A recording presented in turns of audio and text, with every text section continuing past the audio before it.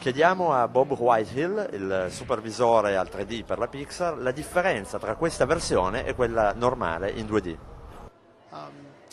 In Up and our other Pixar movies, there are not dramatic differences between the 2D and 3D version of the film. As we made the 3D version, we did take out some foreground objects that were distracting to the 3D, but for the most part, the shots are the same, the sound is the same, the lighting is the same. What we want to do is honor the original stories, the original movie. We view 3D as a color choice or a lens choice or one of these factors that play strongly into the film, but not the entire reason for the film.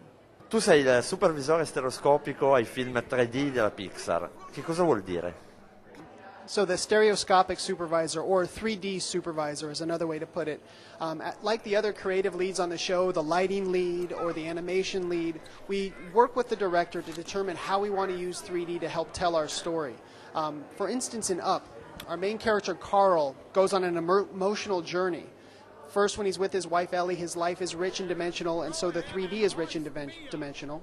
When he loses his wife, things become very claustrophobic and trapping for him, and so we do that with the 3D. And then as he goes on his adventure, we broaden the 3D out again.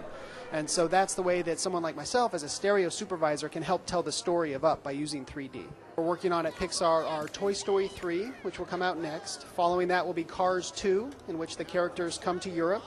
That will be following that. And then one that's called The Bear and the Bow, which is a princess tale that's set in Scotland in the Middle Ages and is quite stunning.